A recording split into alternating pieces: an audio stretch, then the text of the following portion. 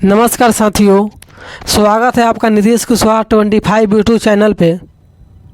हम आज के वीडियो में हम ऐसे एक जिद्दी, गुस्सैल और पागल लड़का की बात करेंगे जिन्होंने और बच्चों की अपेक्षा देर से बोलना और स्कूल जाना प्रारंभ किया।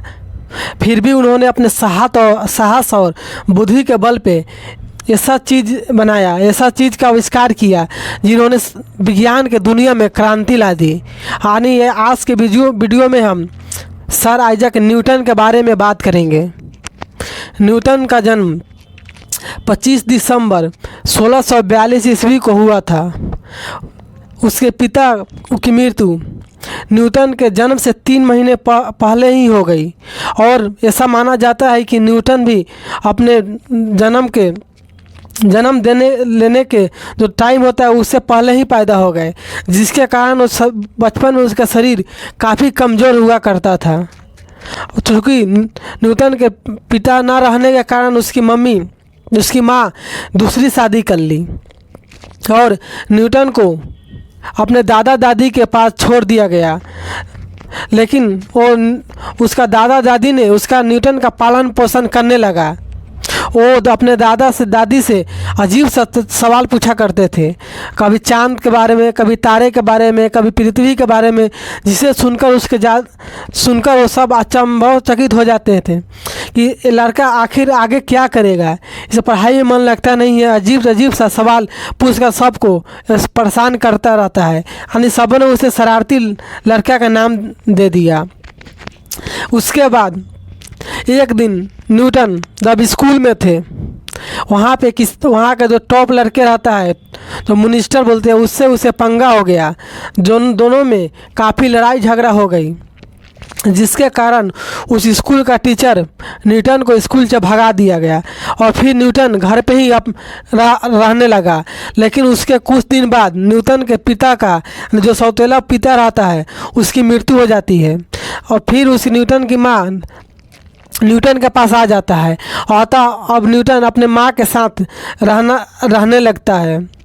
और चूँकि जीविका के लिए कोई साधन होनी चाहिए तो न्यूटन बचपन में काफ़ी गरीब परिवार से बिलोंग करता है, जिसके कारण उसके माँ प्रेरित करता है कि जो अपने पास जो खेत है उसे खेती किया जाए, जिससे आर्थिक स्थिति सही रहे और बाकी ज़िंदगी आराम से कट सके। लेकिन कुछ समय खेती करने के बाद न्यूटन के माइंड फिर जाता है और अजीब से चीज़ और सवालों में खोया रहता है और फिर पढ़ाई की उत्सुकता उसके मन में जगता है और उसकी माँ उस टीचर के पास, जो स्कूल में न्यूटन पढ़ता रहता है, उसके टीचर के पास जाता है और उससे रिक्वेस्ट करता है कि फिर से न्यूटन को स्कूल में दाखिल लिया जाए। और फाइनली न्यूटन को उस स्कूल में दाखिल हो जाता है। अब की बार न्यूटन एक नई रूप के साथ उस स्कूल में दाखिल होता है और उस लड़के जिससे उसे पंगा हुआ था उसे बदला लेने की ठानता है और खूब मन लगाकर दिन रात मेहनत करके पढ़ाई करता है और फाइनली एग्ज़ाम में नहीं बल्कि पूरी स्कूल में टॉप लाकर स्कूल का नाम रोशन करता है।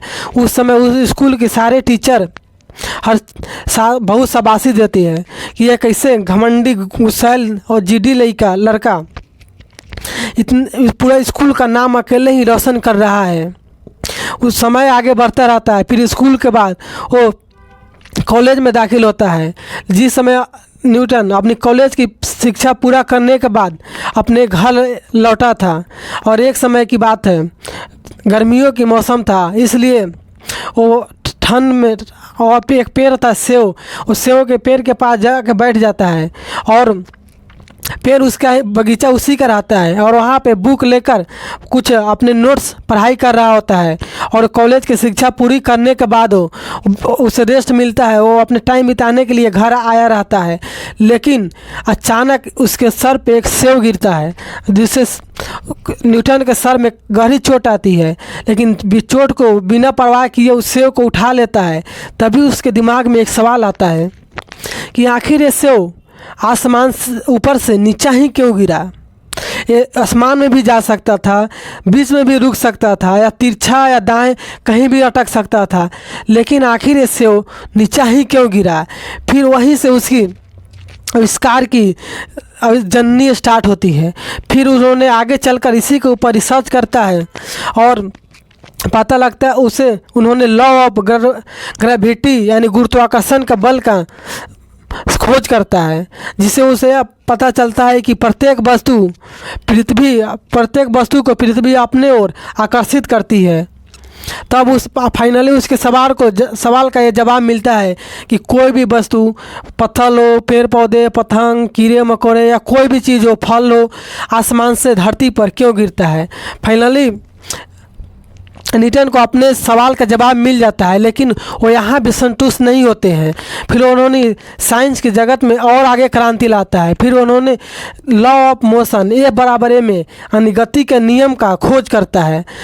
आज गति के नियम के कारण ही लॉ ऑफ मोशन के कारण ही आसमान में रॉकेट, पानी में नाव,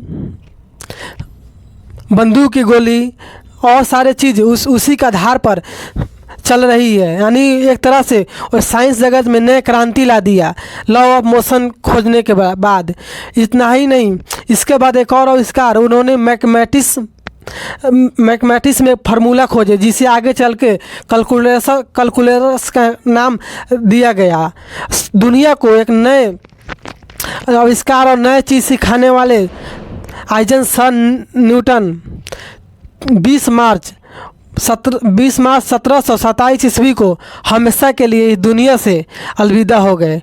दोस्तों, न्यूटन द्वारा हमारे द्वारा इस वीडियो में न्यूटन सर के बारे में बताए गए जानकारी आपको कैसी लगी, अपना राय कमेंट बॉक्स में ज़रूर दें। और आपको वीडियो पसंद आई तो लाइक, कमेंट और शेयर करना ना भूलें। मिलते हैं नेक्स्ट वीडियो में, तब तक के लिए जय हिंद।